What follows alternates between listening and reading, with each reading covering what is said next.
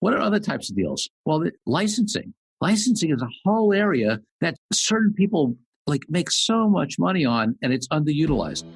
Welcome to the Fueling Deals Podcast, the podcast that teaches how to accelerate your business growth through all types of deals. It's time to fuel up, so buckle in with your host, Corey Kupfer. There are only two ways to grow your business: organically through sales, marketing, providing great service, etc., and inorganically through deals. Too many companies focus only on the first way, organic growth. Welcome to the podcast, which will help accelerate your business growth inorganically. My guests are a huge variety of deal makers and experts on all types of deals who have personal experience that can help you grow. Get clear, learn best practices, and avoid mistakes. We discuss everything from large, complex mergers and acquisitions to smaller deals that you can do even without significant capital. This episode is a solo cast, so it will just be me. And what I wanted to do on this episode is to give you an overview of the various types of deals and also to define some terms that people get confused. So this is just intended to get you all thinking about the various types of deals that you can do. So if you're not doing deals yet, and you may have a limited conception of what deals are, this is going to open up your mind. And even if you're doing certain types of deals, this may give you some ideas on what some other types of deals that you can do. Again, no matter how big, small your company is, whichever stage of growth or length of time you've been in business, right? Newer companies, older companies, and also whether you have capital or not. So a lot of times when people think about deals, they think about mergers and acquisitions. And that's certainly a type of deal that can be done. The distinction between a merger and an acquisition is really a legal distinction on structure. Acquisitions are the most common types of deals in this area. And acquisitions can be done two ways. One is an asset acquisition, and one is a equity acquisition, which could be an acquisition of stock in a corporation or membership interest or partnership interest in an LLC or a partnership. Now, we're not going to delve deeply into each of these, but I just want to give you an overview here. So it's really where one company acquires the other, either through assets or through equity purchase. A merger, on the other hand, a true merger, is really a legal structure where two companies come together and form one company. There's often a surviving company between the two. So if I'm merging my company with your company, maybe your company will survive and mine will go away. Or sometimes you're merging two companies into yet a third company. But so a lot of times when you hear deals reported that they call a merger, they're really an acquisition.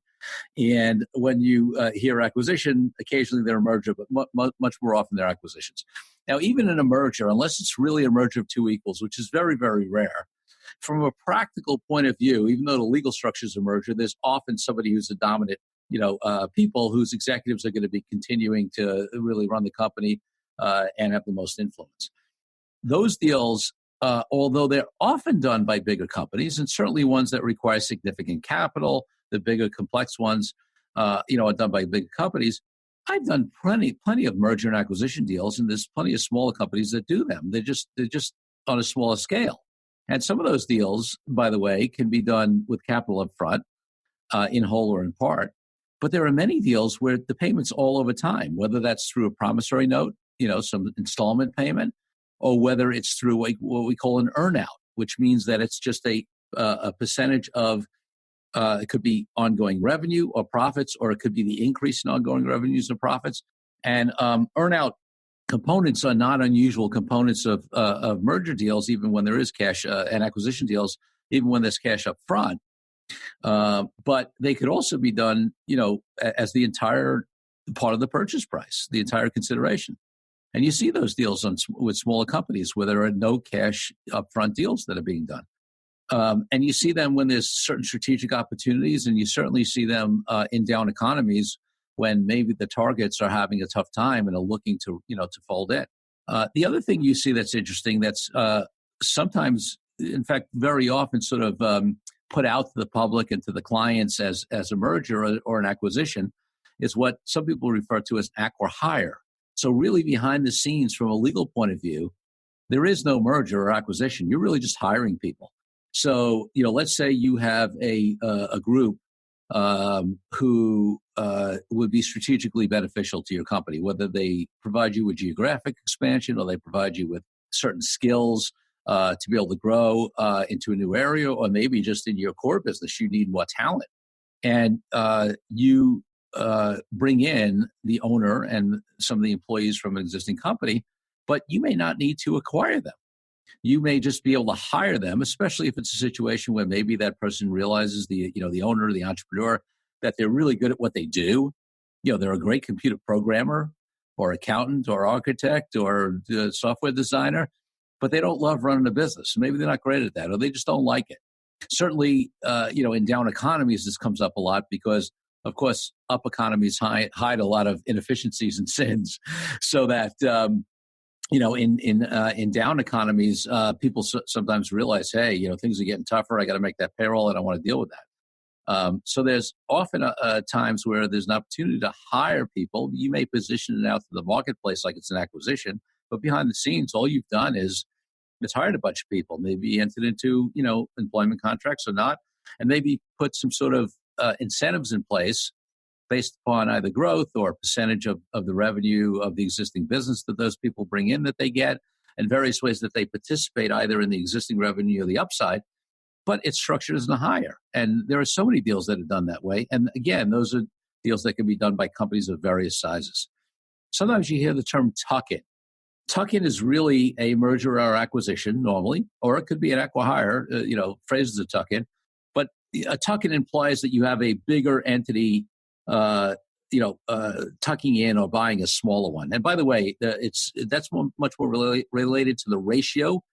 So it doesn't have to be a huge entity. You could be a relatively small company, but if it's a much smaller company that you're buying or bringing in, it's often referred to as a tuck-in. But don't confuse that, because really it's a merger or acquisition or an acqui-hire. Other types of deals, joint ventures. Sometimes, a lot of times you'll hear JV or joint ventures. Some people don't know what that means. There's fundamentally two types of joint ventures. One joint venture is a contractual joint venture, and the other type of joint venture is a company joint venture. So what's the difference between the two? Well, in a company joint venture, you literally would set up, let's say I have a company, you have a company.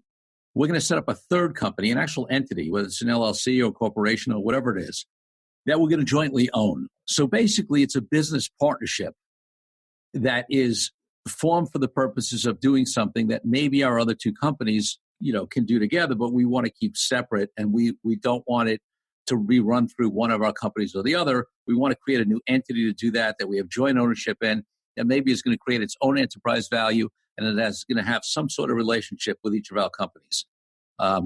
So that is a corporate joint venture, a company joint venture, where we set up a new company and there's ownership. Then there's a contractual joint venture, where really we're just entering into an agreement between my company and your company, company A and company B, for the purposes of coming together and doing something. So maybe I'm a manufacturer and you are a marketing company, or you're a distributor, and we want to get together. Now, we can just do that on a contractual basis where I'm paying you on a fee-for-service basis, right, as a distribution contract or a marketing contract. But maybe, you're just not the typical marketing company. Maybe you have some strategic relationships you can introduce me to that will get me more clients, or that will bring me key employees, or that maybe even will bring me some capital, or other strategic partners. And so it's beyond that, and you want to benefit from from that joint venture. So we may enter into a contract where it's not just fee for services, where it's much more of some sort of, let's say, revenue split or profit split, or some other arrangement where we're creating a joint venture. And by the way, in those situations, we may even have a separate name for that venture, even though it would be a DBA, what we call a DBA, certificate of assumed name of one of our companies.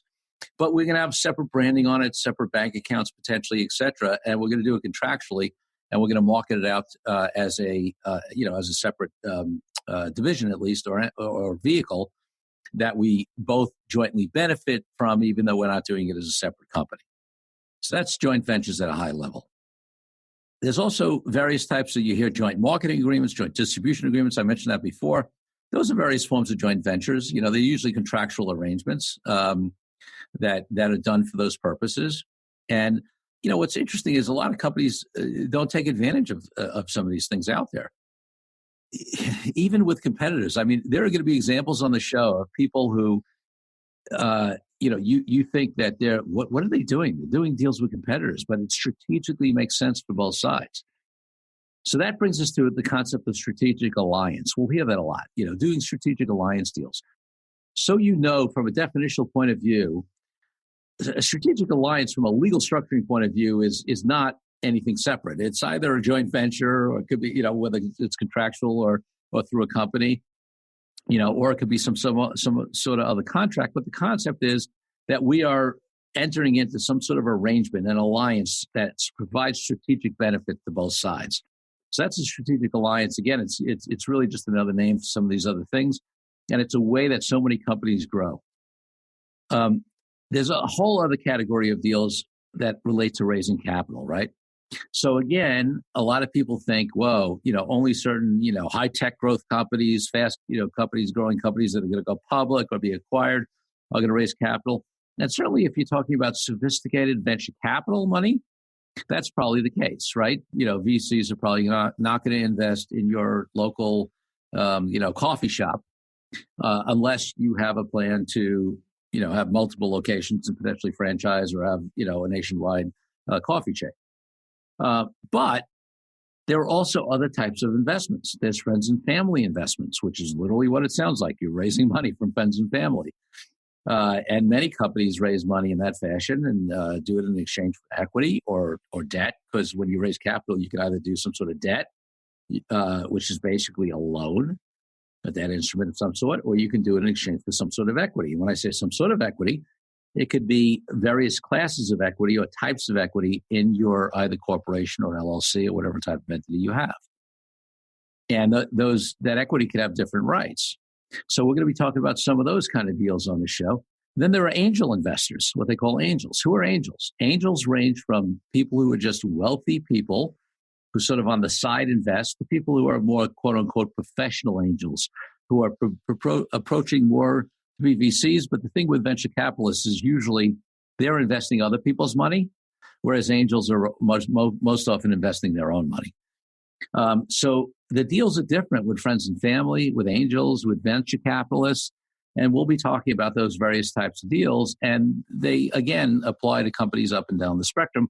Although, keep in mind, most companies are not going to be funded outside. The majority of companies are not outside funded, but there's certainly some opportunities to fund companies or fund aspects of what you do, and we'll talk about that as well on the show.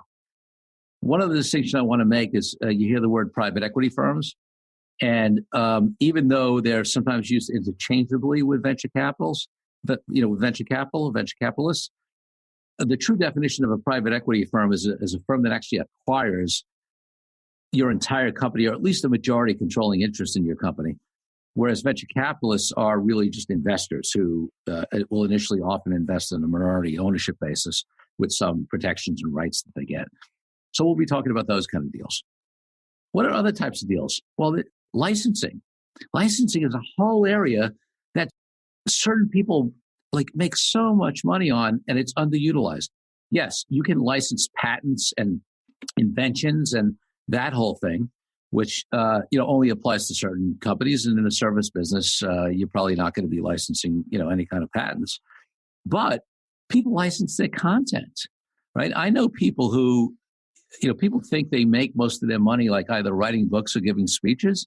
And we're going to have, a couple of these people on the show. But really the biggest way they're making money that way, but the biggest way they're making money is through licensing. They're licensing their curriculum. They're licensing their content. They're licensing other people to train in their workshops. They're doing things online where they're providing licensing for online training. And the licensing business can be a great, great business. Listen, I don't want to get political here, but frankly, if you understand Donald Trump, people think Donald Trump is a developer or he's a businessman. And the truth is, if you look at most of his deals, he's a licensing company. He licenses his name to be put on stuff. And, we can have an opinion of him one way or the other and how some of his deals have gone bad and not gone bad. The point is, though, that he's made his money mainly through licensing. There are other examples which may be more palatable to some people who also have done that as well. My point, though, is it's a great business. I'll tell you why. You can create a licensing company with not a lot of employees, right? You got to have something to license. You have to have great content, right?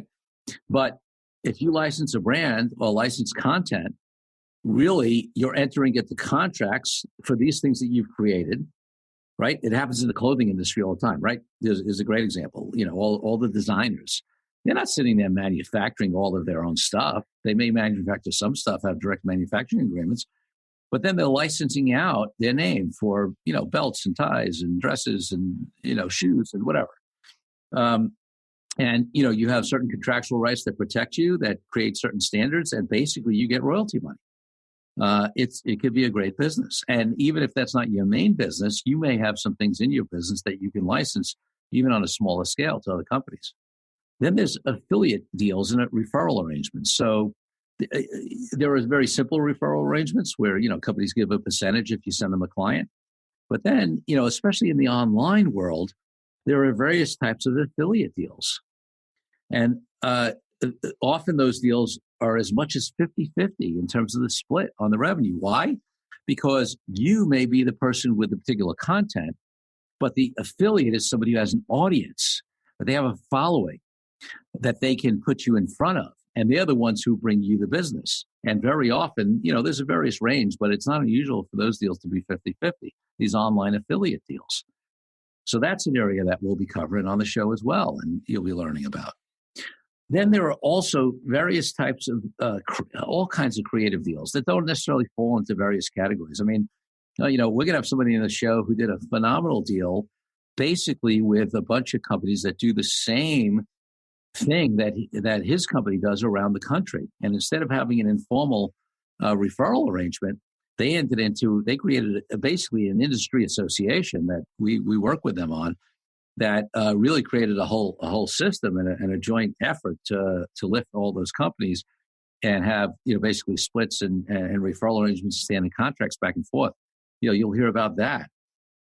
There are various. I remember I'm going to have this client on as well. We did a participation interest many years ago where a client had raised some money through giving equity and didn't want to give more equity away, and they had a revenue stream from real estate agents that we basically gave people a piece of in exchange for their investment. So there are a lot of creative ways that you can do deals as well that we'll be talking about on the show. The other category that I want to mention is basically deals with your own employees. Now, some people don't think about those as deals because, you hire them, you pay them, etc. But I have many clients and companies, and some of them are going to be on the show, that entrepreneurs that we work with, and some we don't work with who will be on the show, where as opposed to choosing to sell their company, for example, they've just been less and less personally involved in the company, but it continues to throw off cash. And they say, why sell it? Well, in a lot of those situations, they're putting in place what I call attraction and retention vehicles for their employees, right? Things that make sure that key executives who are running the company and letting them be freed up stay around. And those things can include things like bonus plans and profit sharing, but also phantom equity plans or phantom stock plans, equity appreciation rights or stock appreciation rights, SARs, option plans. So those various types of structures to maintain employees, I sort of put in the deal category as well, because they're deals with your employees. We're going to be talking about some of those on the show. We're also going to be talking about equity structuring of companies, and profits interests and various types of classes of equity, because those are things that not only do investors get sometimes, but certain of your strategic partners will take some of the equity to bind the relationship, and some of your employees may get various classes of those equity pieces to, again, keep them around, keep them incentivized. So we'll be talking about that. We'll also delve into real estate deals, not for the purposes of everybody being a real estate investor, although some of our listeners may be, but also there are various operating companies who are in other businesses who have secured their future by either buying their office situations or investing outside of their businesses to diversify, because so many of us have so much of our wealth concentrated in our own business, who have gone to diversify that into real estate, which may be related or unrelated to their core business. So we want to talk about that as well. We're going to have some people who do real estate deals on. So the message is that there are going to be so many types of deals that we'll be talking about. And trust me, there are a bunch of them that I haven't even touched on. because there are various other types of deals that you can do. So what I really want to get across in this initial solo cast episode is just that the variety of types of deals. And then, also in every one of those deals, right, there's different ways to approach them, to find people to do those deals with, to how you do diligence on, how you do the due diligence on those deals, how you structure those deals, how you value those deals. And I don't want to bring all this up to say that it's so complex. There's some complexity in it, but with the right team in place, you can do it. And I just want to open up your minds as entrepreneurs and as executives to the various other ways that you can be doing deals to grow your business. And if you keep listening to the show, you'll get not only information like this, but you will hear actual experiences and stories and, people who've been through this and been there and done that. So if you have any questions on any of this, obviously reach out. I'm happy to answer them. Listen to the podcast. You'll get many answers on these things. We'll delve deeper into all these types of deals, and we want to help you grow your business. So I want to thank you all for listening. Thank you, Fueling Deals listeners, for tuning in. Remember, there's only one difference between companies that grow inorganically and those that don't. And it's unrelated to size, amount of capital, or any other factor, other than that the owners and executives of companies that do deals make a decision to do deals, and then they take action. It's time to refuel. So until next week, Corey Kupfer signing out. Thank you again for tuning in. Be sure to leave Fueling Deals a rating and review on iTunes and Google. Check out all our episodes at fuelingdeals.com to find out more resources to accelerate your business growth.